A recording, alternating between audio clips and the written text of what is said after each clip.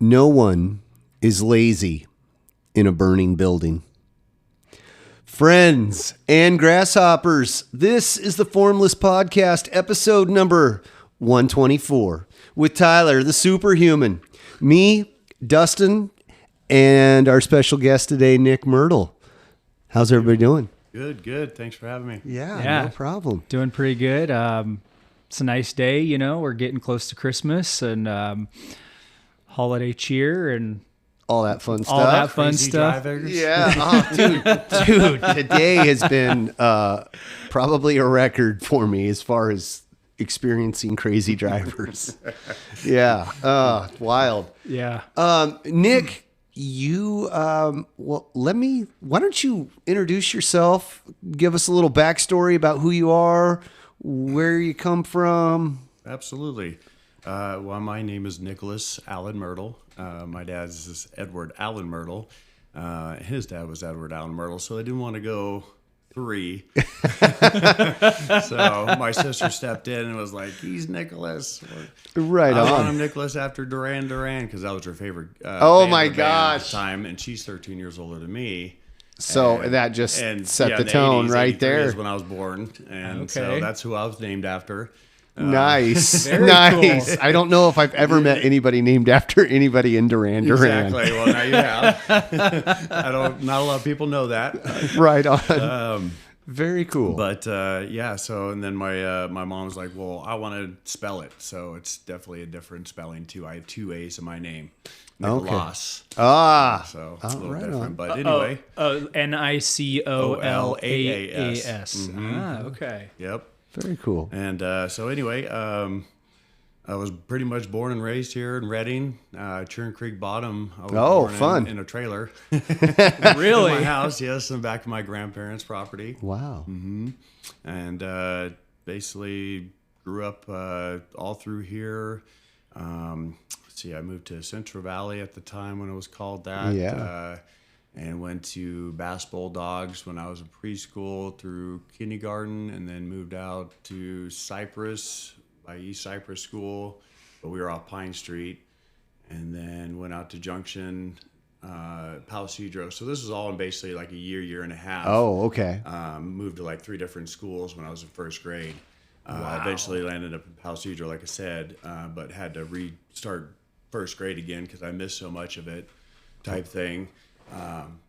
But went through Junction first through eighth grade, and then but we moved to Anderson District in my sixth grade year, and then I went to Anderson High School. Okay. After I finished with Junction, but I was doing martial arts basically since I was 3 from my dad, of course.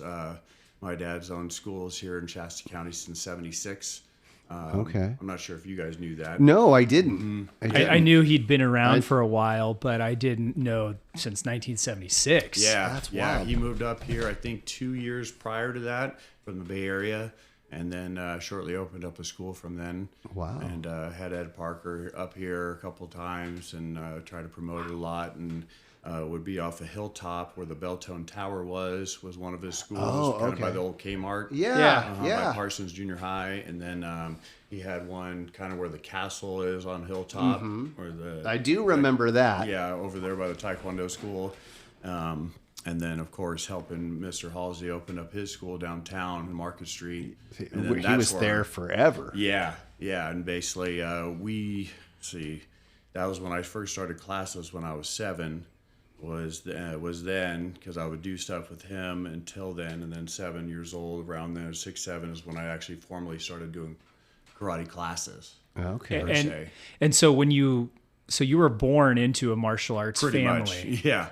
So- Yeah, my uncle was, my sister did it for a little bit, my mom did it for a little bit, but my dad mainly for sure. Wow. And where did your dad pick it up? His instructor was Jim Mitchell, which was directly underneath Ed Parker also. Wow. And Mr. Parker, and then he went to Mr. Planas. Huk Okay, Planas yeah, before. I've heard, I know Parker, and I've heard Right. Planas. And they've had, I think Scott Halsey has had Mr. Planas a bunch of times. Probably your dad has Yes, too. Yeah, absolutely. Okay. I basically called him Uncle Huck because he's known me since in diapers. Oh, wow. How cool. Yeah, he just recently passed away last year, actually. So. Yeah. Oh, sorry. To hear rest in peace. But no, it is what it is. Yeah. Yeah, right. But it was a good run. So yeah, did that. Started competition shortly after. But then I did other sports too. So we left Scott school, and then I still did stuff at home. Yeah, you can't get away from that. Absolutely. But I did other sports. I did baseball. I did soccer. I did all kinds of other stuff. I played basically every team sport under the sun except for football on a team. We did flag football, but I never played for a team. Okay. They wanted me to in senior because I pitched, but I was like, saw my buddy get wrecked with his knee from his own teammate. And I was like, yeah, I'm going to stick to just fighting one other guy instead of letting. Yeah, where I know where he's coming from. Absolutely. That makes sense. Yeah. But just started doing the sports and everything. And then when I got a freshman, when I started going to Anderson High School, there was a gentleman that used to train underneath my dad and Mr. Halsey named Gordon Buck. And he was around off and on through here in the community as well. But he had a bad accident and went through his work and getting burned very bad. My dad helped him out and he got a settlement. My dad massaged him, kind of helped him out, like recovery-wise, but he ended up getting a settlement through that, and he wanted to start a martial arts school. And so he approached my dad and was like, hey, I want to open up a school here in Anderson, and I want you to help me run it, kind of thing. And that's how basically we kind of formed that back in '99 of March. Oh, okay. March 1999, when I was a freshman. And we started over off West Center Street here. You know where Strike Hold MMA is? Yes, yeah. So we were actually a couple doors down in that same building is where we started. The very last one to the left is where we first started. We were only there for like 6 months, and then I think we moved the very next building over, a little bit bigger one, and we were there from I think 90 or maybe 2000 to 2006 is when we moved to Barney and Mark's, where the gymnastics place was. Okay. And so we were over there from 2006 to 2017, and then we moved over by the antique place here, over by Safeway in the Gateway Shopping Center. Yeah.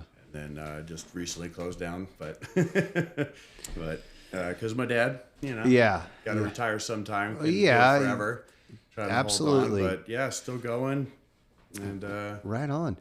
I was interested in talking to you mainly for my own selfish reasons, because my whole family grew up doing this with my children, but my youngest was literally like 2 or 3 months old when my kids got in and started doing this, and his attitude has changed over the years. And like I was saying earlier before we started recording, like some days he walks in like he owns the place, and then other days he was like, I don't want to step foot, I don't want to be anywhere near that place. Like, was there a little bit of that with you growing up? I'm sure, like at first, like you kind of you grew up in it, so absolutely. I mean, walking around, I would have to apologize later on, being the brat. Yeah. I would hear stories, be like, oh yeah, you're Mr. Myrtle's son. Went out actually introduced to myself years later to a lot of these people that haven't seen me in a while, and they're like, oh, you're that kid that walked around and thought he owned the dojo all the time. Yeah. You know who my dad is, Mr. Myrtle. Blah, blah, blah. You can't tell me what to do, kind of thing. Yeah. I'm like, I'm so sorry that I acted that way. And they're like, no, it was funny. I'm like, yeah, okay. Okay. So coming with that though, I bet bullying wasn't an issue for you growing up. Like getting bullied? Getting bullied. No. That was probably zero an issue. Only because, so I only had really 2 incidents through my whole, basically childhood I would say that was caused by me, or like really involved me directly, if you will. And that quickly ended with one move after that, each time kind of thing. But it was, I never really went around puffing my chest or anything like that, because I would always get along with everybody. I was always just that easygoing, and if I didn't like somebody, I would just distance myself from them. I wouldn't, which is the smarter thing to do. It was more how I carried myself that didn't really attract that bullying. You know, I didn't stand for it, but I didn't Didn't put yourself in a situation that would be right. I would avoid that, or I would be more aware of that. So that's what I credit martial arts to mainly. Is a lot of people think that, oh, you got to go learn how to fight and everything like that, especially the scared moms, you know, when they have like an angry kid to put them in martial arts. You know, I tell them it's like, you're not learning how to fight. This isn't a sports. This is a life skill. This is something that's going to carry through your son or through your daughter, you know, through their whole life or whatever you do. Hang on just a sec. Put it on pause. Yeah. So you know, just how we teach the students, because the confidence not only that brings from the fighting aspect or being aware of your situations and stuff like that, but how you talk to people, and you don't need to prove anything anymore because you're more content with yourself, I feel, and that's where the confidence comes from. You know, it just goes hand in hand. And so I've been fortunate to not really have to look over my shoulder kind of thing. But I have gotten in a lot of fights, though, mainly through either tournament or I also bounced at a bar for a couple years. Actually, 1 month when I turned 21, 1 month afterwards, I got hired at a local bar. And it was actually some of the best times of my life at that time. It was really fun. I bet. I bet. And I wasn't a big drinker, so I was cool with it. And, you know, we just had a lot of fun at the time. It was Bert and Ernie's. Oh, yeah. Okay. And we were one of the remember hottest that bars at the place. time. Yeah. That was a big one. Yeah. Yeah. I went to Everybody's got their nicknames for it. B&E's. Yeah. No, that's cool. No, you know, and one of the things I think, like you said, that when so I'm assuming you were training like probably every day, 5 days a week, 4 days a week, something like that. It would vary, but I would say the most that I trained, or like the period of time, was the time when we first started back up here in Anderson. So like I trained when I was a kid, but I got serious when I was like 14, 15.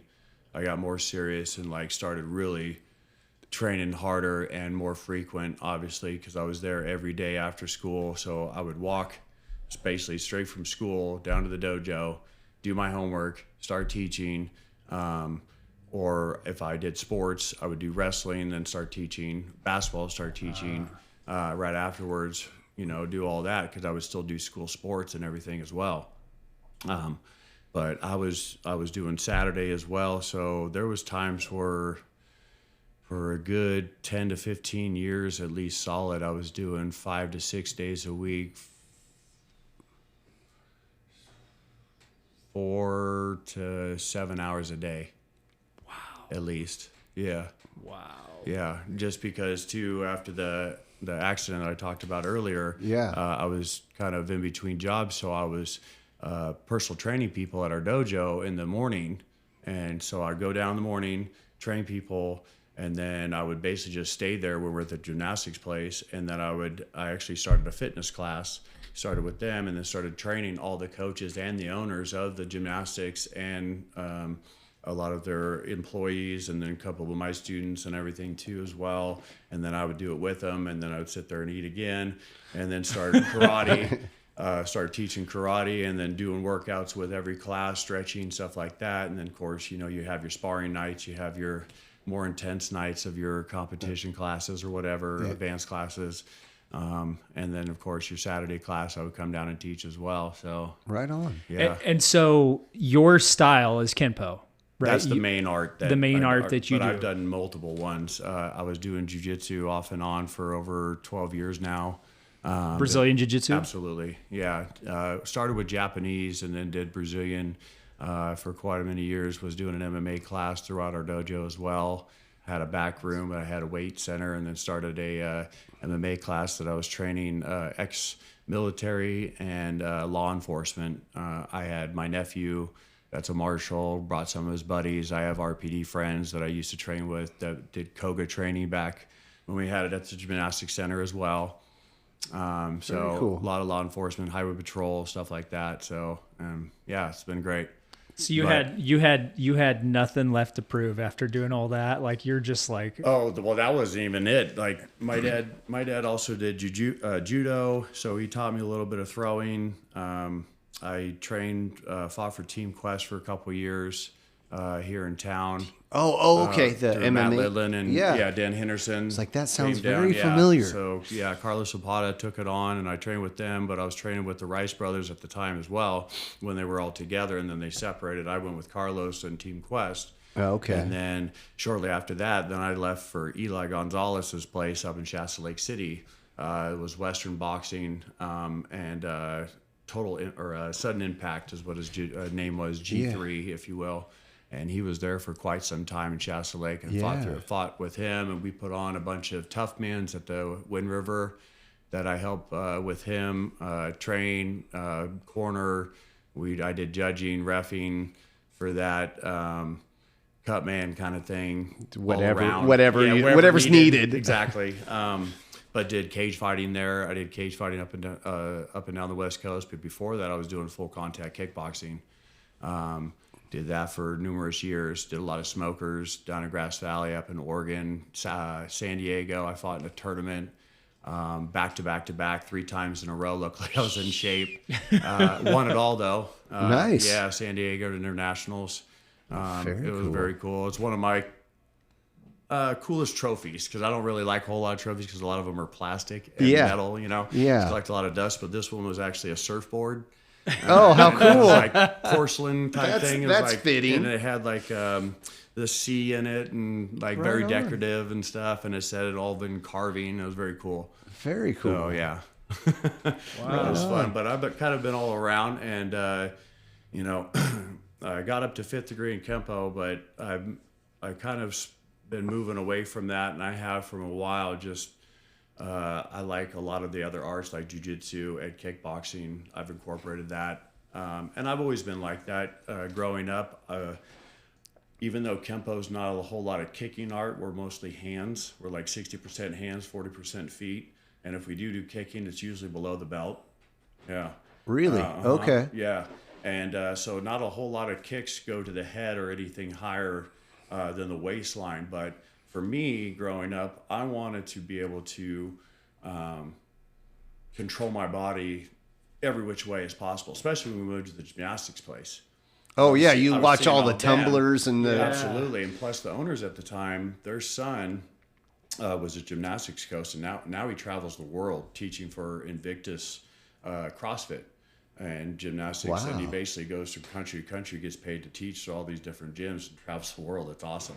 That's insane. Yeah. But he taught me, and I was already doing stuff off of bridges because I was already a little daredevil. Yeah, yeah. Skydived with my dad, but I was already jumping off Whiskeytown Bridge 50 times in one summer after high school, stuff like that, doing gainers and backflips. oh man. But the gymnastics guy, he taught me within a month and a half, like all these different things: a gainer, a front flip with a half twist, front flip, front handspring, back handspring, back flip, running off the wall, back flip. And I'm 6'2". That's not very easy to do. So I was doing that within a month and a half through his teaching and just me just willing to try it. But I eventually got tired of jamming my toes, so I was like, yeah, I'm good. Right on. But that it blew my curiosity, because at the same time I had students that were younger and they were getting into martial arts tricking and like ninja warrior stuff, parkour.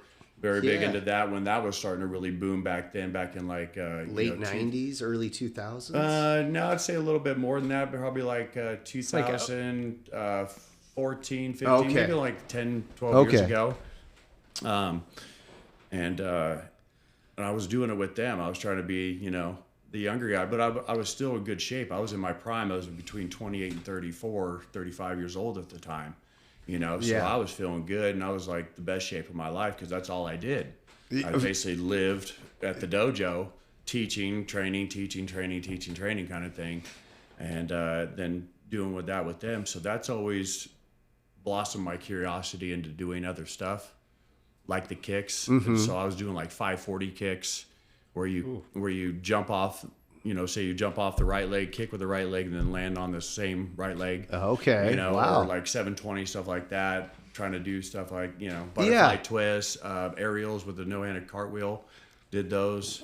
Right on. Yeah, trying to do all that kind of stuff because I wanted to basically be as versatile as possible. I never thought of, like this. Like the podcast name, the Formless. The Formless, not just stick to one style or one way of doing stuff. And that's why I was quickly already kind of not really growing away from Kempo because it's always been my first love, but I was already blossoming out quite at an early age, like teenager and stuff. I was already, doing other stuff on top of learning Kempo just because I was curious about it all. I loved it all. That's cool. I think like you're doing what that Bruce Lee quote is from Tao of Jeet Kune Do. It's take what is useful, discard what is not, Absolutely. make it your own, right? Yep. I think that's the quote. Yep. Yeah. And I actually had a lot of arguments with my instructors, my dad, and even higher up with Huk and everything, just through some of the stuff that we taught in Kempo, just because I didn't really agree with it. I was very opinionated. And it came back to, walking around like I own the place kind of thing. Yeah. But at the time we did. And, but that came back to, I didn't think it would work for legitly, but I understand the concept of the teaching because we would teach it to basically, it's like a full circle where category completion is what we call it. Okay, to where you're showing one way, but you're showing it the same way on the other side in another technique later on. Okay, so we're showing it every different way. Like to hit you're showing person. the relationship Absolutely, between the two, and the connections, and we call it like a family tree and all this kind of stuff without Right getting on. into too much detail. And so, there was just some stuff they were teaching for category completion, for instance, that way. But I was like, why even waste our time on stuff that we're not going to use? Why hone a craft that you're not going to, I'd rather discard that and then practice something I'm going to be, that's my bread and butter, that's something better at, Or what's that quote? They say that fear the man that practice one kick 10,000 times. Yeah, versus the guy that's practiced 10,000 kicks. Absolutely. One time. Yeah. Right. Yeah. Now, so interesting. So, okay, so you were learning all this stuff from your dad, from his teacher. Was that his teacher? Or No, another Kempo teacher? No, Huk Planas was his teacher and also ours. Yeah, mine too. Okay. So you're learning from your dad. That's some pedigree. Yeah. And so you're learning from that.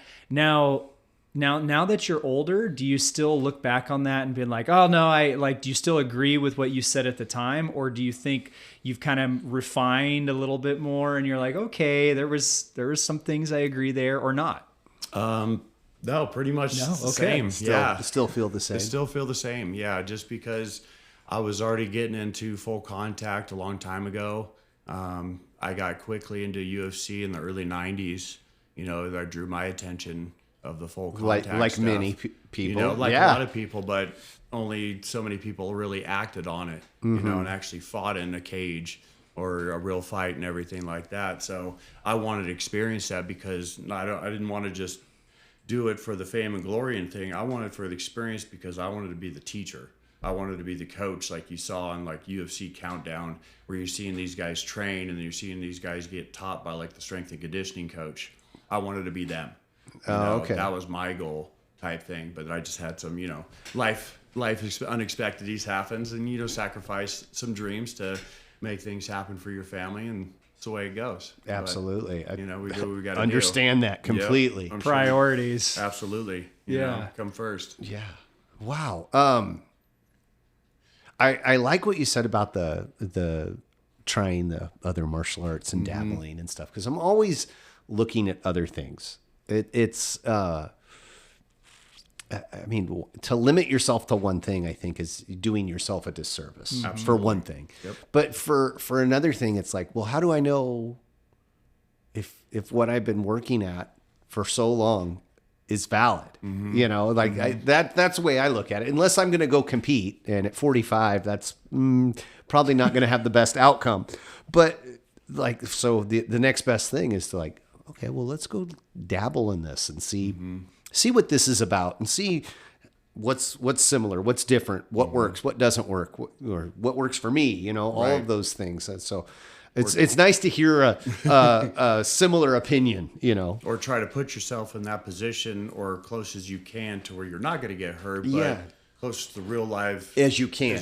Yeah. Yeah. Because we all still have to work on Monday. Exactly. You still got to pay the bills. That's been my go-to for all of that stuff. Like I love to spar. I love to get and mix it up with people and things. Absolutely. But it's like, I still need those few remaining brain cells that I've got. Yeah. I need them to be there. So I can still continue this. Yeah. Exactly.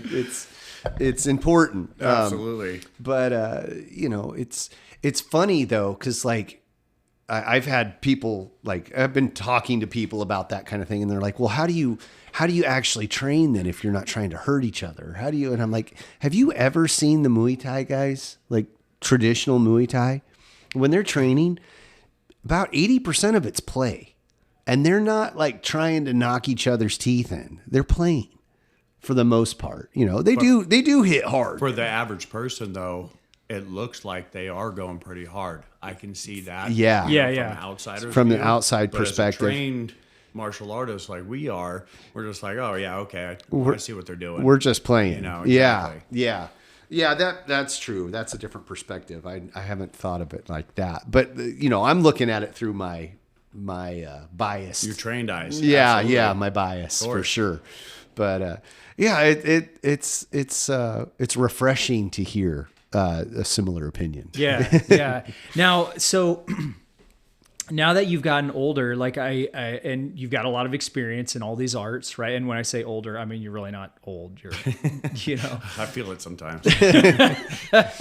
So, like, I was watching a video with Guru Dan Inosanto the other night, and he was talking about that there was some high-level judo expert that did a bunch of tournaments and a bunch of engagements, and he only used like 4 throws, like 4 basic throws, but like judo, and I've never practiced judo. But he was saying there's like 200 and some throws in judo. You probably know this better than I do. But he was saying, Dan Inosano was saying that this high-level judo expert only used 4 throws. Do you find yourself kind of just getting real basic in your strikes, or do you still vary it up a lot and get creative somewhere in between? So that, that's great you mentioned that, because we used to, we still teach it, but we call it make a pattern, break a pattern type thing. Okay. And so you're constantly switching and moving and trying not to repeat the same thing so you can be timed by your opponent. Yes. That pattern. You don't want to become predictable. Yeah. And that's what I'm talking about. So there's multiple ways of doing that, as far as like you can either set them up or just don't do the same thing more than twice in a row. And then have different ways that you're coming with it, kind of thing, to where you're unpredictable, if you will. Yeah. Keep it fresh. Absolutely. Keep it fresh. So that's kind of like what we go with the Formless Podcast, right? Like you're formless, right? And so like our art, Wu Ying Dao, means no form way, the formless way, the invisible way. And so that's what we practice a lot of the same thing, is not, when you get to such a high level, it's not having those same patterns, because when you have patterns, you're predictable. Absolutely. And with those things, but then you hide those certain moves of your bread and butter in those patterns. So even though I might be switching and throwing things, a lot of them could be fakes. It could be just to give you a look of something else, just to keep your mind busy, keep your attention over here while we do something over here. Absolutely. But another setup per se, so you're not seeing the same way of coming in at that same angles, whether it be a strong reverse punch or a back knuckle if you're doing point sparring, or a teep kick if you're doing full contact or whatever, or a question mark kick, stuff like that. Question mark kick. Oh yeah. Okay. Yeah. And I love that one. And I've set up a couple different ones too, where I act like I sweep the front leg and I actually kick the back of his leg going with the knee. So it's legal, and you don't kick it very hard, but you get him to react. So once he reacts, and then right from there, you continue that motion into a hook kick. Oh, And okay. So you're you like set them up kind of thing. right on. So different things like that, or a spinning where I've actually came through and acts like I'm sweeping that leg and then spun through with a spinning heel hook with the other leg.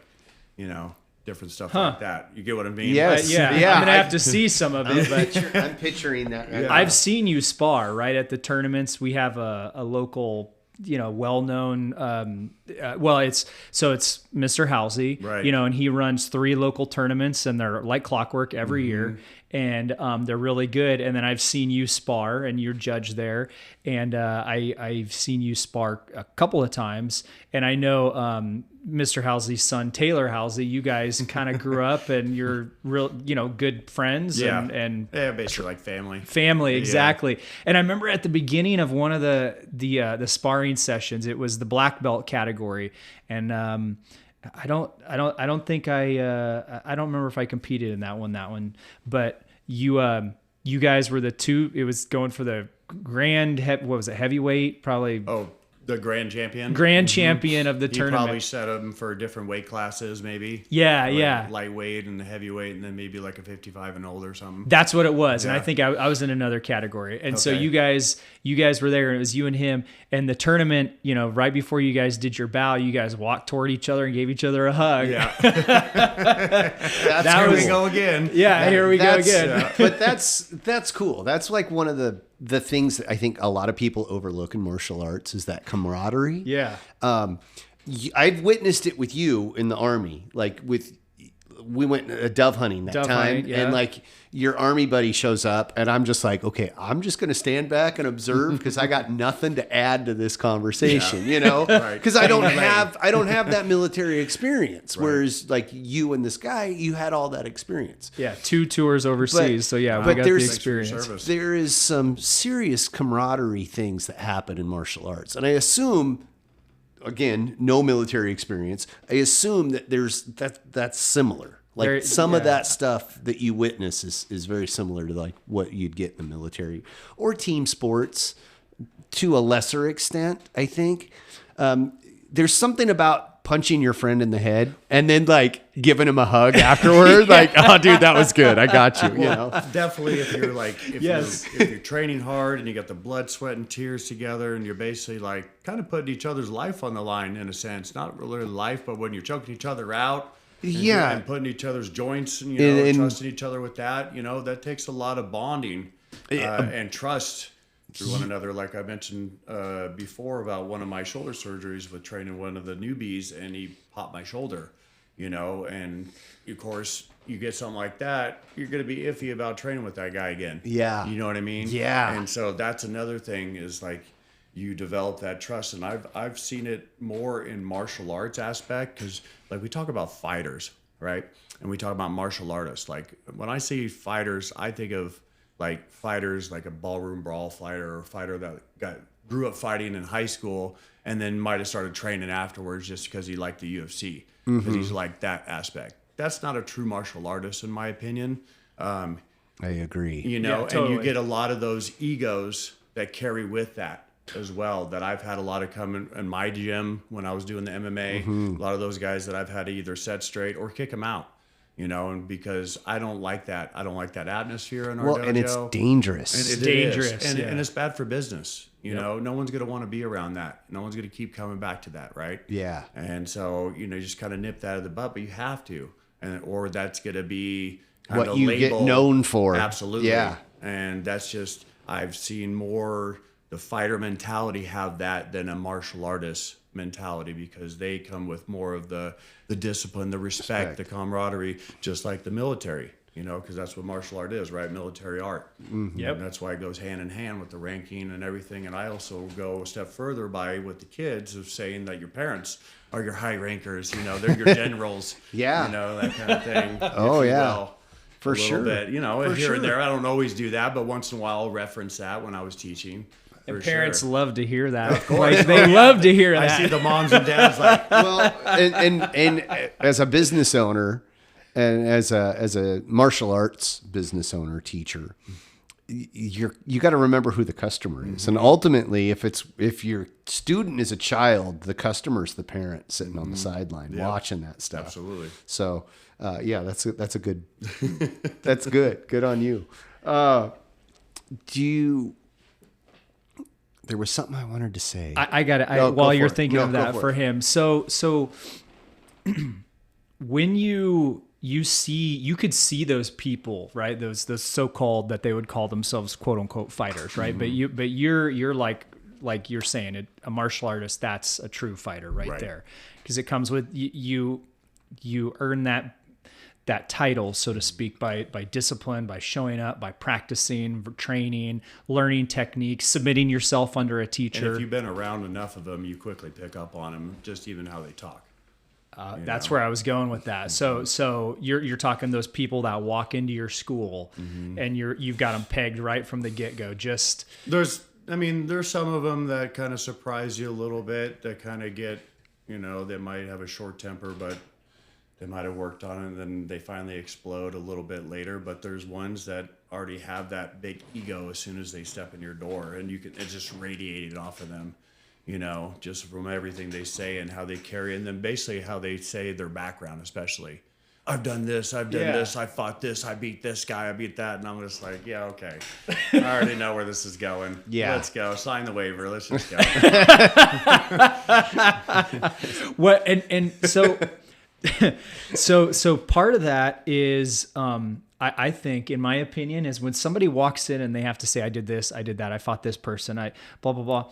That's the part of themselves that's not yet fully proven. Like they still feel like, I've got to go show the world, I've got to go prove, and it's really kind of to themselves. They're just solidifying to themselves. Absolutely. 100% agree. It's just a reaffirmation. Just if I repeat this enough and tell enough people, are gonna believe it's it, the truth. so I can believe it. Is mainly what it is. Is basically what they want. And they're almost like a balloon. They lose the pressure, and they've got to pump it up a little bit later. Get that attention, especially. And then a little bit it goes down, and they got to pump it back up. And I've seen it even get extreme to where it doesn't matter what kind of attention, positive or negative. Yeah. And unfortunately, when it gets negative, it's usually when I'm like, you're out. Here's the door. Yeah. See ya. Right on. So the personal training, that just kind of fell into your lap there? No. Or it was kind of instilled in me early on when I was 8th grade. My father actually, because he taught me very old school, like I wouldn't say quite like Jackie Chan, where I'm getting my life signed away, kind of thing. But I got my whoopings. Old school, and I would even walk up and down. We had a 2-layer lawn, or a 2-level lawn, if you will, in our backyard when we lived off the river. And I think it was like a terrace. 12. Yeah, it was like from our backyard. It came out, and then it dropped down, and then it came out with a leveled lawn. Oh, kind cool. of elongated, and then went down rocks, and then the river was there, right? And so the second level lawn towards the river, he would have me on a 55-gallon barrel drum, walking up and down it, rolling it while I'm going it back and forth, training on balance and doing different stuff like that. Doing like knuckle push-ups on cement, back of the wrist, fingertips, hitting 2 boards. I forget what it's called. We were just talking about it too. Where you put the 2 boards together and you put a little layer of like a canvas over it, and you just hit it to condition your knuckles. Makawara board? Yes. I believe it's something like that. Yeah.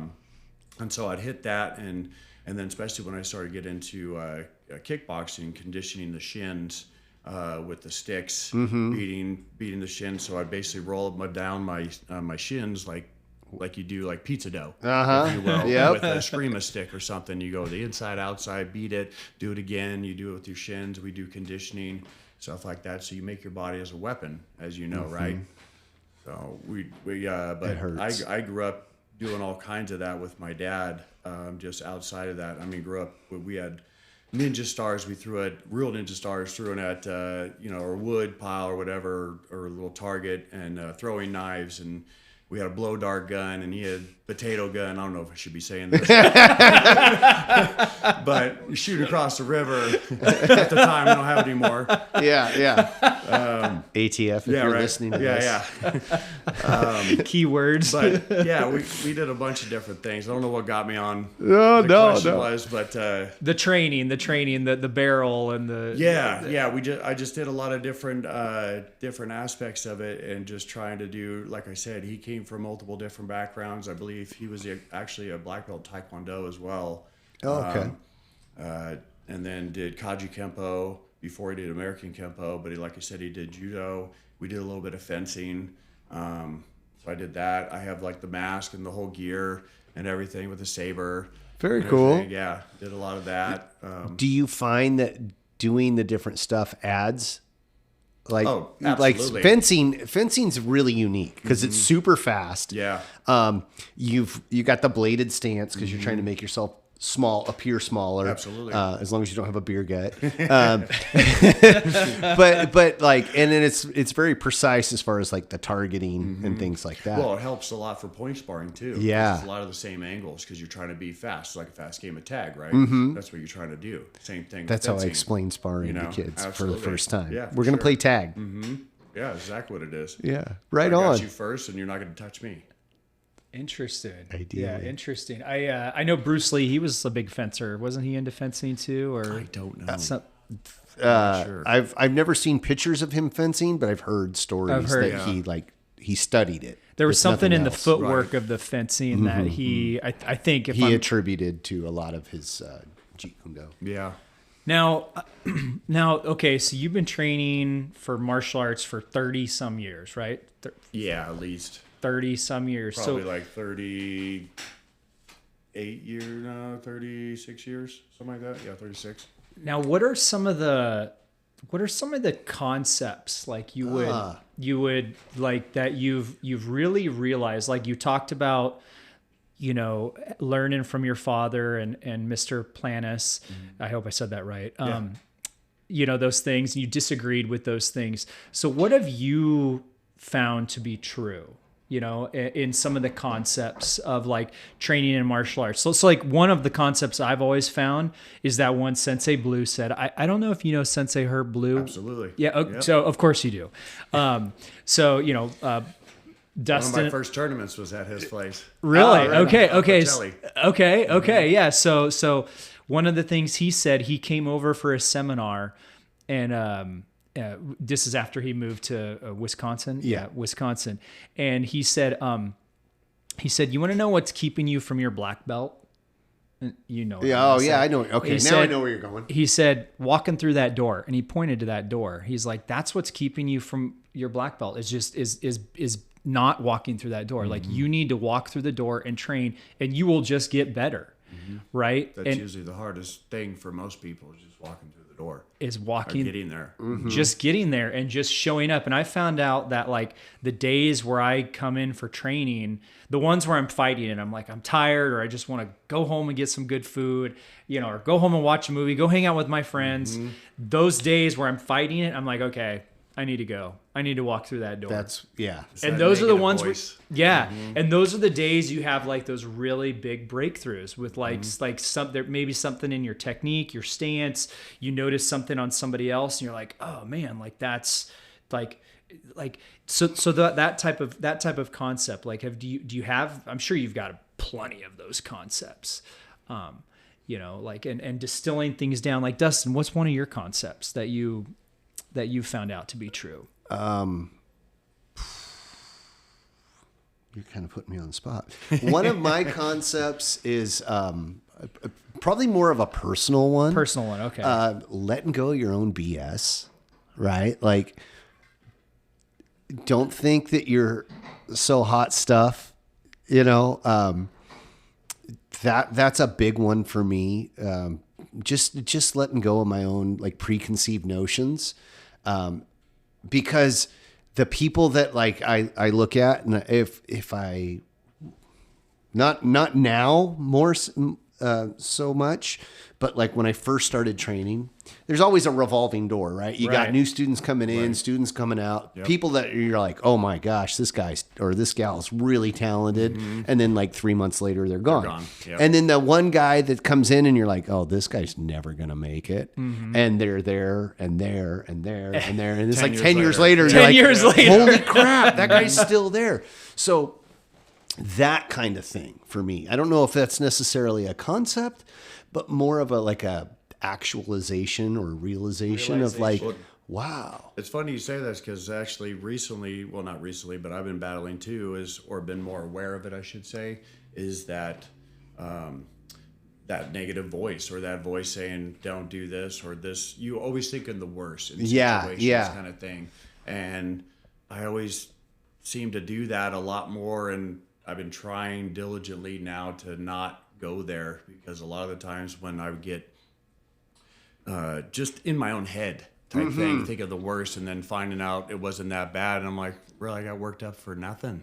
Yeah. And all of this lost sleep and like, and I think stress. That also translates to what you just said is walking through the door is like, we get that voice of like the worst things, or I could get hurt or I could get embarrassed or I could look like a fool, all these different negative things that I'm sure people go through on a daily of just why they can't go in there. And then they make excuses like, oh, this, or, oh, I got sick, or, oh, life, or whatever. It's like, I have no time. It's like, no, you got to make the time. We all know that deep down. If you don't make the time, and nothing's it's not going to get made for you. Exactly. Yeah. And so then you're just going to be stuck saying, oh, I never made the time. Well, I'm sorry you have that regret. I don't want to be that person. And so that's the mentality I've been trying to get more into, just because of, like I talked about, the surgeries that I've had in the last 5 years too. That really played a big detrimental part on my confidence because I wasn't, this has probably been the longest period of time where I've stopped training to where I wasn't actually doing a whole lot. I've only been doing like fitness training, to be honest, just because I was afraid that I might get hurt again. Yeah. Which is, that's the reality but of also life. the medical thing aside of it with my work, like I was talking about earlier too, is like this not fully completed. So I want to make sure that that's done so I can move on as well. But yeah, it's been, when I started feeling good, or like, so I got hurt, right? And I'm like, okay, here's the process. We've got some heavy construction going on there. Someone breaking in. Bad time to do it. I've been waiting. But what was it talking about? Oh, my body. And so like I get hurt and I'm like, okay, the process of healing, here we go. Here goes the road. Okay, I got to do this, got to do that. And going back to the training thing too, I've always been into, I got into physical therapy when I was in high school as well. So I did the ROP program through the high school, and I was actually going to be a physical therapist or go to that route because my mom was too. She was actually one semester away getting her master's, I think. But she ended up getting in a car accident and then going to music, oddly enough. But it was kind of like one of those things. And then, of course, I don't know if you knew who he was at the time because he passed away a while ago, but Frank Campanelli, he was a gentleman in town that was underneath Scott Halsey. He was, I believe, Italian and a little Japanese, maybe mostly Italian, but he was an acupuncturist. Oh, okay. And so I was around him at an early age, along with massage therapists and stuff like that. So, and then my dad always taught me, we teach you how to hurt people, but you should also learn how to heal people as well. It should be a balance, the yin to the yang kind of thing. Yeah. And so that's always struck me as well. So I started learning into physical therapy, studying anatomy, doing different stuff with bands. I studied a lot of calisthenics because I believe, especially as we get older, that we don't need to push a whole lot of weight, that actually body weight is a lot better for you in some circumstances because it's more natural movement opposed to like a strict bar. Now they're getting better in gyms because they have better range of motions equipment. Okay, but back, not that long ago, you have strict bars. That's not good for your shoulders or certain things that you're pressing or doing whatever. So I got a lot into calisthenics because they help prevent new injuries and help heal old injuries. So like they help build the soft tissue and the ligaments in your joints like your elbows, your knees, your stuff like that, and then also band therapy, resistance band.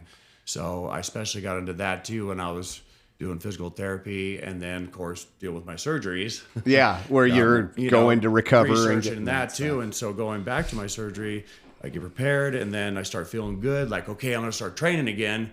And then I got hurt, and then I'm back to starting over. And here we go again. So on months, 6 some odd months or whatever. Start feeling good. Okay, got to start training again.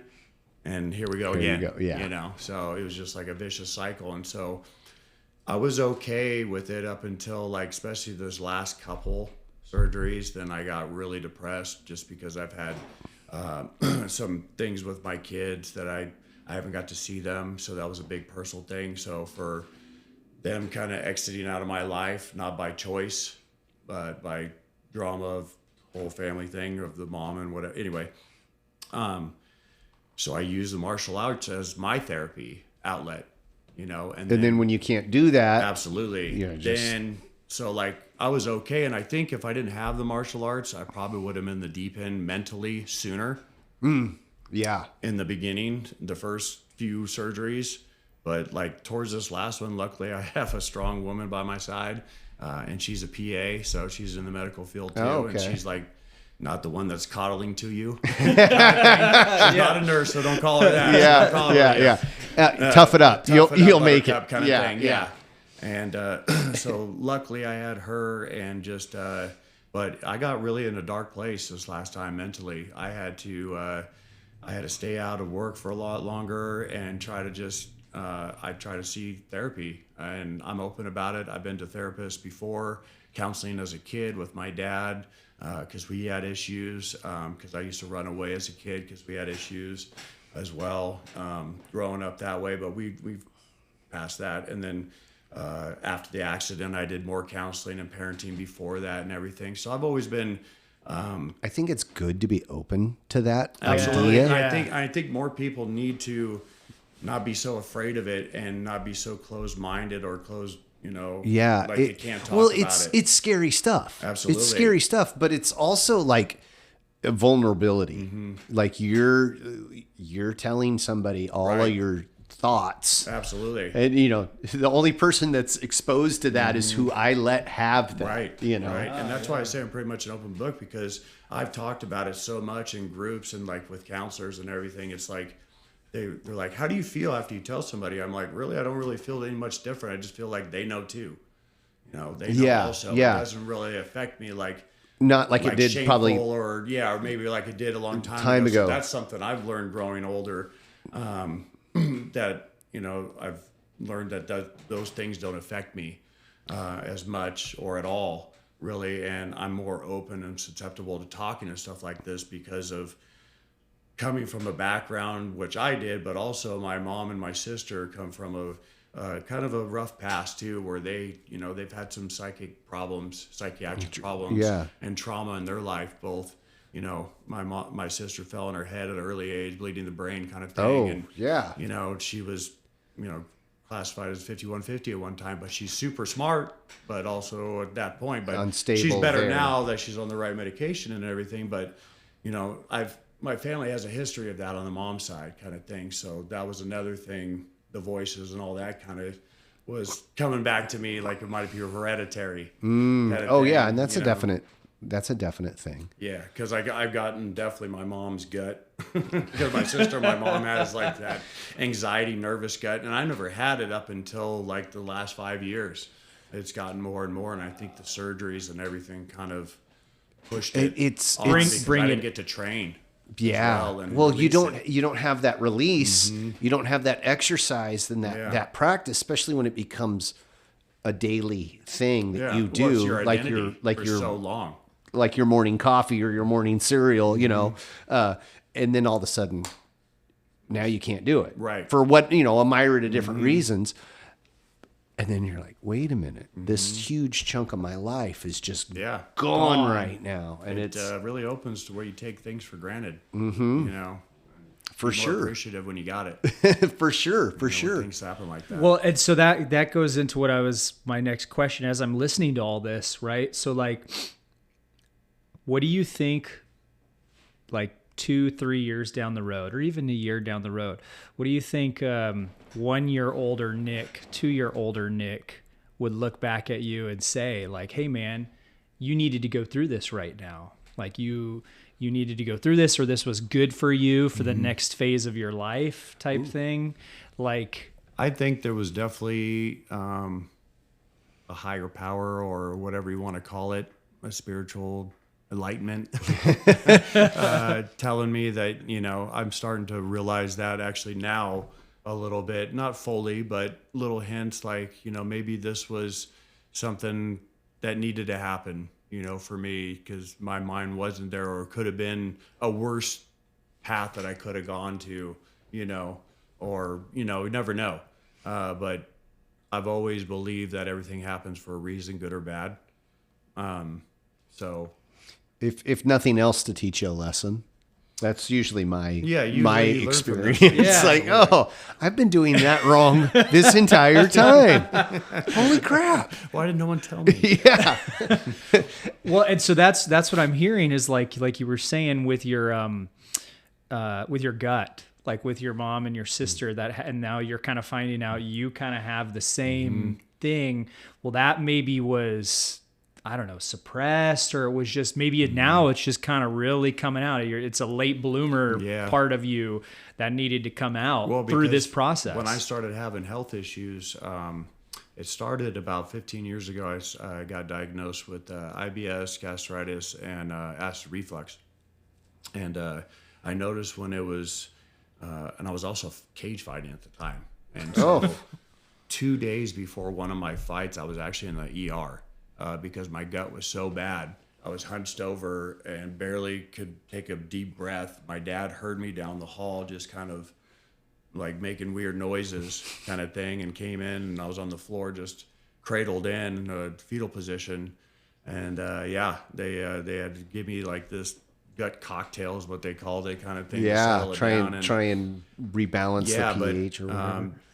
I had a bunch of tests done at the time, and they were telling me all these things that were wrong with me, but they were only giving me like an acid blocker and only fixing half of the problem that my gut was having. And so like my intestines, where you absorb all your nutrients and everything, it would spasm out to where the little stuff that I did eat, because most of the time I'd be nauseous, it would just go right through me and I'd lose weight uncontrollably. So I was down to 174 when I weighed in for my fight at a 185 weight class. Wow. And I still fought. And I lost by like a weird BS call that I actually had to stop the crowd from chanting BS. In other words, for 5 minutes. So they actually give me a mic to actually calm him down, because it was a bad call. Anyway, but yeah, like so on top of that, that's when I started realizing it was messing with my mind, because there would be times like at our dojo, even in front of the students' parents that I've known for, 10 years, or advanced kids' parents that have been there for a while, I wouldn't be able to set foot on the mat without my dad being on the mat first at that time. Because it was like my mind was like, my anxiety was going off, and I had never experienced that before at that time. Wow. It was just like coming on because of this gut thing. And it was just a weird thing. But once we got it fixed, then all the other stuff away. comes back. It went away. It was weird. And then that's when I started getting the best shape of my life, to where I was teaching all the time.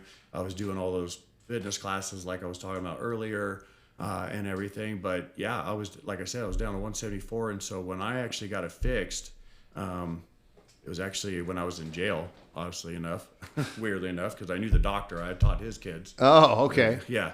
It was after my car wreck with my daughters. And they thought I was on some, because they tried to do a sobriety thing on me, but I just got knocked out. Yes, you're Yeah, and I just picked him up from the babysitters after teaching. It was the day before St. Patrick's Day. Anyway, I was on the gurney, and he tried to do this, and he said I didn't cross my eyes. Well, of course I didn't cross my eyes. I just got knocked out. So anyway, but the doctor got all my records and found out, and he's like, hey, what if we do this? And got me on the right stuff. And I kid you not, within a month, I gained probably 40 pounds. I came out 213. Wow. Yeah, within a month. Yeah, from 175. It's amazing what happens when your body will like absorb the nutrients. Yeah, it was crazy. Yeah, but it changed my life. It definitely put a curveball in my life for sure. Yeah, I was listening to a guy talk. Actually, we were talking about podcasts earlier. Jelly Roll was on. He lost a ton of weight. Mm-hmm. He couldn't never lose his weight, and he got his blood work done. And the doctor was like,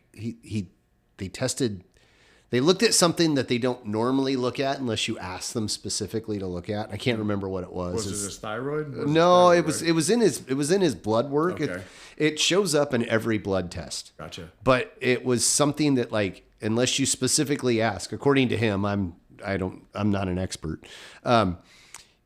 Some abbreviation. I don't remember what he called it. Anyway, they looked at it and they're like, oh yeah, this is way off. Like, it should be in this range here. And you're like more than double of where it needs to be. Mm. And then he changed his diet. He had to take some medication and stuff. But anyway, like after that, he was like, I quit hitting plateaus and it just started coming off. Yeah. Yeah, it was pretty wild. I just seen the podcast of him getting inducted into that was pretty emotional. I was like trying not to cry listening to it. Have you listened to it? No, I am not. I'm not saw a little clip of it. Yeah, I'm not a big giant country music fan. Or Jelly Roll. Like he's talented. Yeah, no offense, like a good dude. But it's really inspiring. Like, you should definitely check it out. Mm-hmm. It's really cool. I'll check it out. He's getting bigger into Christian country. Yeah. I've noticed. I didn't know anything about him other than the fact that he was a big man with face tattoos and a hot wife. Yeah. And he sings good. Yeah. And a hot wife. Yeah. But it's really inspiring. It was really cool. Yep. Huh. Well, it's so, like, you said something too. You said life throws you a curveball, right? And so, like, doing a lot of tournaments, a lot of MMA, you get in the ring or in the out on the sparring floor with somebody, and they throw a move. I mean, you've probably seen a lot, but I'm sure every once in a while you see something, you're like, ooh, I didn't see that one coming, right? Yeah, it takes a little bit. It takes a little bit, but right? There are some instances where I was like, wow, okay. Okay. That's an eye-opener. So this was almost like a life curveball at you that you didn't see coming, and you've never dealt with this, and now you're going to be like, okay, you're going to have that same, like, all right, type that a little more preparedness now. A little bit more preparedness that 1 year older Nick, 5 year older Nick is going to look back and be like, okay, I saw that one. I've seen that one before. Right. Well, I'm hoping in 1 or 2 years I'll be doing, because I'm starting to get into doing these photo shoots, kicking photo shoots. Actually, I've done a few of them. I just did one last month in Grass Valley. This guy comes from Detroit and travels around to all the dojos through each state each month, I guess, and does like school shoots, but he also does professional like kicking shoots. And then if you book a shoot, then it gets put in for Kicking Cancer Out of America Foundation, and it's a big thing that he does. So the first time I did it, I actually almost won the contest. Because I raised almost the most, and I was surprised because I didn't even know I was in the contest. But it was a good thing. It was a good feeling to be able to do that. And oddly enough, it was a guy that got a hold of me out of Venezuela after seeing one of my posts from one of Scott Halsey's tournaments. I posted one of the last Grand Champions I won from him in Reading, and this guy got a hold of me, and I thought it was a scam. I didn't think it was legit, of course. And he's like, no, for real, check out my guy. He's got like 200-some thousand followers on social media and this and that. And I ended up talking to this guy, and he ended up coming out. And how cool. And did that the first time at my school here, when we had it here in Anderson. And then we just did it again. Now they're talking about, I just talked to the guy, the sponsor he wants to do another one in March. And then possibly get me to go to Venezuela and pay for everything for me to do that. Wow. That'd be rad. What Yeah. an experience. Yeah, well, we'll see. I've heard Venezuela's not the greatest country to go to right now. Maybe not right this minute, but hopefully in the future. Yeah. How cool. So Yeah. those kicking photo shoots, those are the ones where like they just take a picture of you like kicking someone in the face, right? And they're Yeah, it's just like a did steel frame kind of I thing. did see that on Facebook where Right. your heel was like in someone's jaw. Right. Right So on. he has me do a bunch of wardrobe changes through gis, and then we do like some casual wear. And then I'll do like some solo stuff. And then this last time he had me do some instructions on some techniques, and then go into the still shots of doing like growing stomps or face kicks or whatever. Brutal Right on. stuff, Yeah. I guess. Cool. Yeah, that's what the guy wants, I guess. So, Well, hey, how cool. yeah. Right on. Well, yeah, that's basically what I'm doing these days. Sweet. Yeah. Is there any planning or thought to? I mean, I know you do the personal training like you were talking. Is there any more plans to open another school, or have you? Does that bug ever itch you? Oh yeah, of course. Just because I love doing it. I love teaching and everything. And one of my lifetime dreams, besides going to the UFC as like a coach or like elite trainer type thing, was to actually own like a mega school. That's Yeah. what I always, and I've been thinking about this since I was 15. I probably shouldn't be saying this out loud, but it's pretty much done. But I actually had a place too off Lake Boulevard where that corner is from across from Bartell's Giant Burger. Yeah, the that- open lot. yeah. To build that up, build a big mega gym, and you go in there and it's like half and half MMA, half regular gym. You have locker rooms. You can get in there. You can go to like get the protein at the juice bar or whatever. and Yeah. everything from Like the there. whole kit and shebang caboodle. kind of thing. Yeah. But then on one side, like you have an open mat with the bags and a cage, a boxing ring, and then a sauna, maybe one of those pools that go through it that you could just swim against the current. So Yeah. it doesn't take up a lot of room.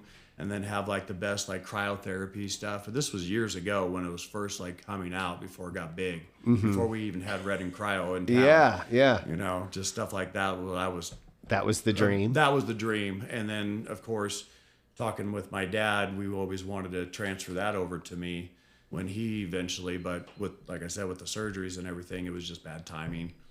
So eventually, you know, I don't know about opening, maybe running my own school, but teaching at a place would definitely be a possibility again. Right on.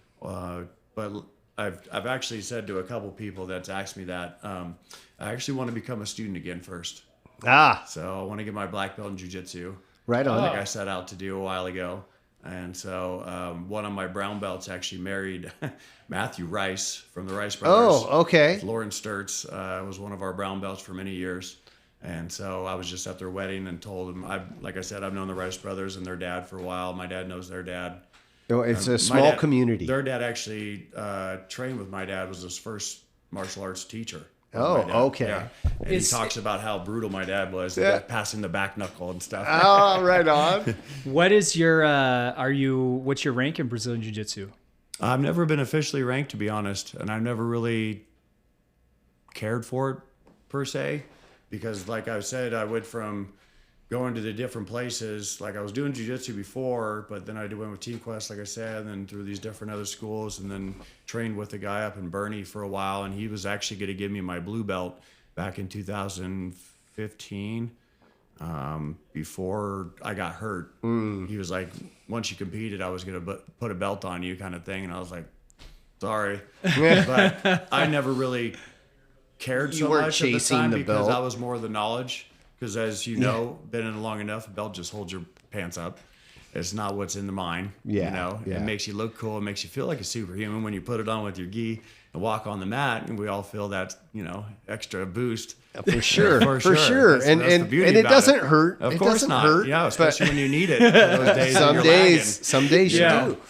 Yeah. But yeah, so I definitely want to continue that and solidify that goal in my life. For sure. And then teaching, I would like to, when I do teach, I want to be versatile, and I don't want to just teach Kempo. I want to teach. And if I was going to take over our school, and I already told my dad this, that I was already planning on changing it.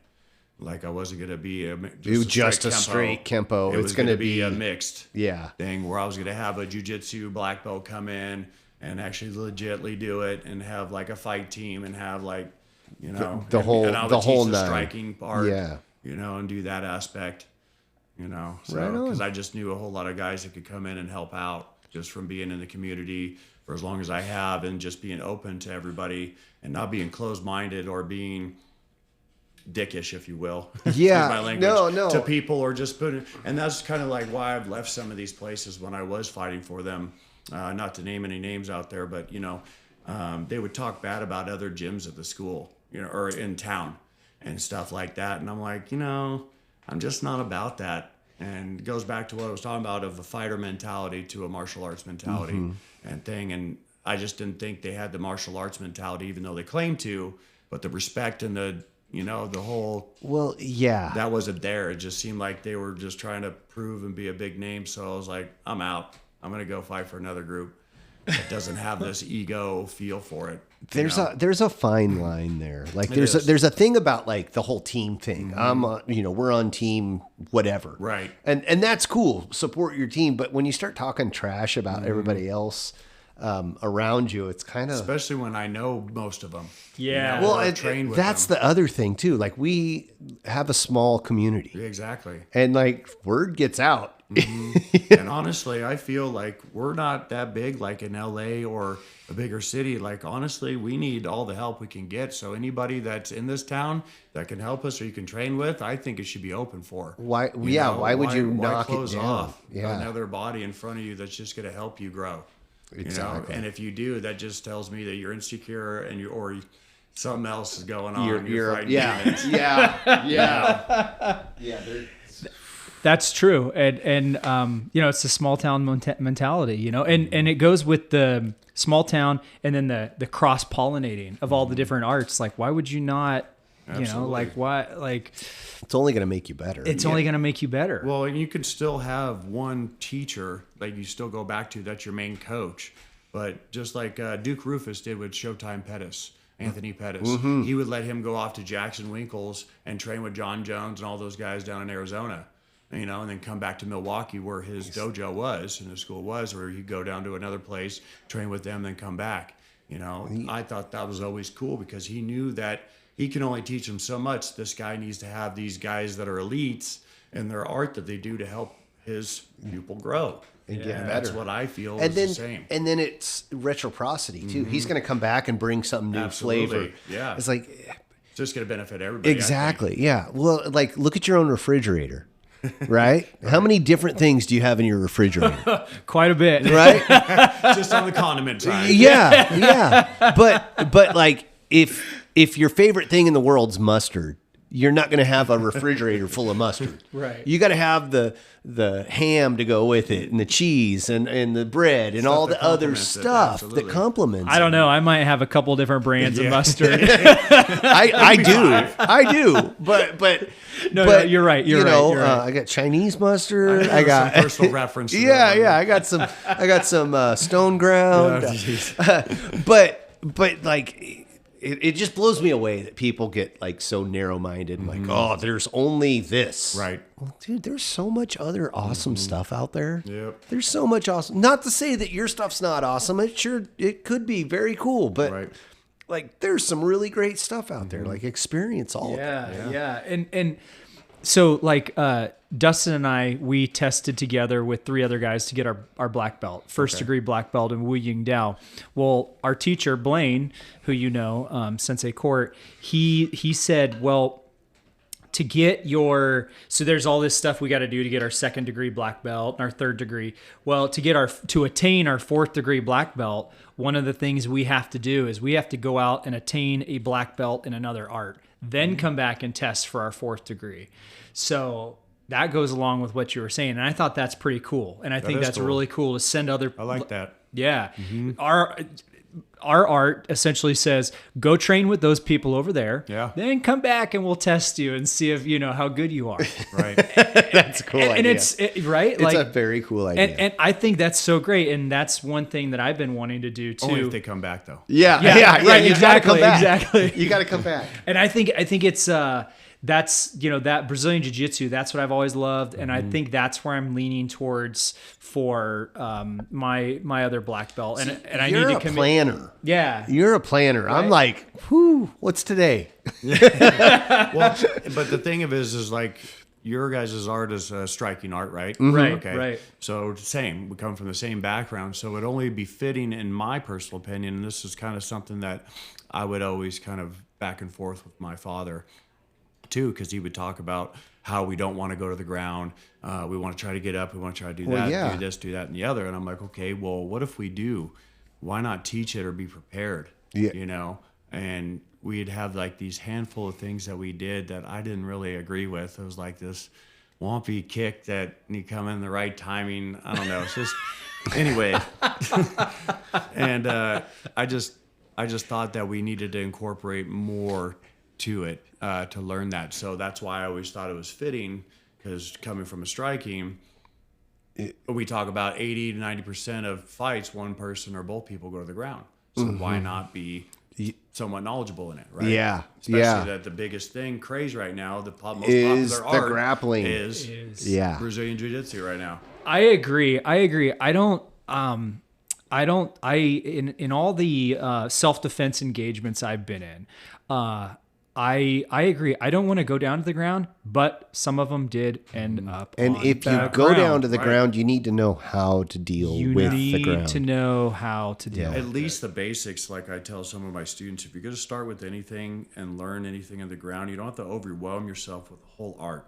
But at least start, if you go to the ground, at least know how to get up immediately, how to do a safe fall. Okay, start with like the time for the at least the those sequence. fundamentals. So how to fall properly, how to be in a defensive stand or position, how to get up, and then if they do get on top of you, how to just maintain to defend yourself through attacks, and then get up from there, and then be able to learn the attacks yourself. But that would be the fundamental base that I would say, learn that first if you're going to start. Yeah. If you're learning like a striking art on top of it, at least know how to do that if you do go to the ground. If you do want to continue back on your feet, which most of us do. Yeah, Especially right, if you exactly. come from a standing art, Yeah. right?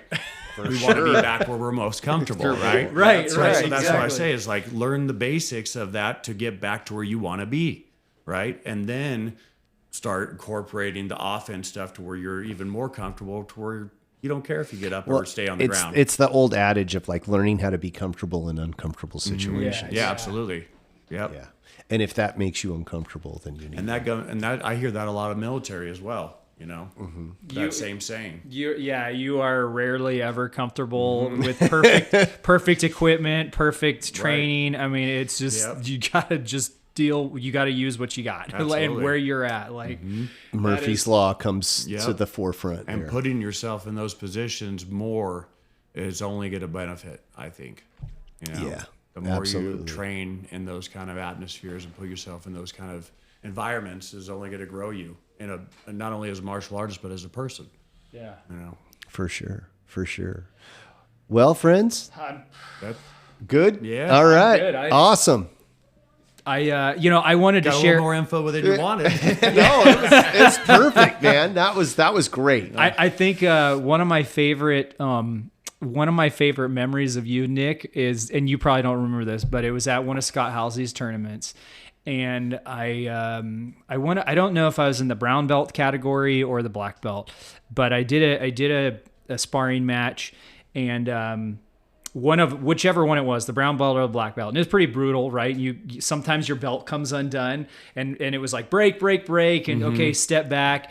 And then we're stepping back. Usually, you adjust your uniform and fix yourself right. And you just pointed at my belt, and you just pointed at me, and I looked down, and you're like, your belt. And I went to start to tie it, and you just rushed over, and you're like, tied it for me, like, there you go, buddy. That's what you said. There you go, buddy. Right on. Right on. And he tied it, but it was like I got you, buddy. Like, and then tied it, and then we went right back to it. And so that was my that was a very distinct memory. That was How I cool. don't remember saying that, but I probably did, because I remember definitely trying to. Every time that I judge, I always like to keep a fast pace. with keep things going. Yeah. That's something that Scott always liked about when I taught or when I was judging and everything, especially sparring, is to keep things moving. Because most of the time when I was judging, it was a big ring, a lot of competitors. If it was the kids, especially. Yeah. You know? Yeah. A lot of kids go to those. Just want to keep it going, but I was like, I can understand when you got the hand gear, you're fighting and everything. You're not trying to do all that. Well, and your heart rate's up, and everything's going. And that's the thing where I talk about. That's where I wanted the experience going back to fighting to be able to be a teacher, so I know when I'm sending my students into the cage, they know the process, what they're feeling, and I know how to be in that moment with them, to understand it and to help them grow from it and benefit or just thrive through it. Yeah, yeah, very cool. So, right on. All right. Well, hey, if you lasted this long with us, you can reach out to us on all of our social media, Twitter or X, Facebook, Instagram, TikTok, all can be found at the Formless Pod. We have an email address, formlesspod@gmail.com, a website called the Formless Pod where we have merch, shirts, hats, tapestries, book bags, all that sort of fun stuff. Stay tuned for more. Nick, do you want to give a shout out or talk about any of your stuff that you've got in the world? I just got some, like I said, kicking shoots coming up. Any places people can contact Facebook, you? Yeah. Nic Myrtle on Facebook, or I have... I manage our Northwest Martial Arts account. It's still up on Facebook, even though we're not in business. But I have the Instagram. I think it's Ninja Myrtle 11. Right on. Okay. I changed it to. Yeah, so that was one of my nicknames, Ninja Myrtle, of course. Yeah. Ninja Turtle that's kind good. of thing. Turtle Myrtle. Oh, I get it now. Yeah, Okay. Yeah. I got it. Of course, they were my favorite growing up as well. Oh, yeah. Michelangelo's Lil Leonardo. Dude, I think that cartoon with like the Karate Kid, that stuff, Power Thundercats. Rangers. yeah, that blew up martial arts Yep. for a lot of people. Absolutely. Yep, especially the Karate Kid back in the 80s. Yeah, that was me. I saw that and it was like, And then when it that's what came I gotta back do. out again, it blew up again. Cobra Kai. Yeah. Yeah, the Cobra Kai. I'm sure you guys saw it in Flux. Oh, we did. yeah. Oh, yeah. So, yeah. Thanks for having me, guys. Thank you Appreciate for it. being here. Yeah. It's a good one.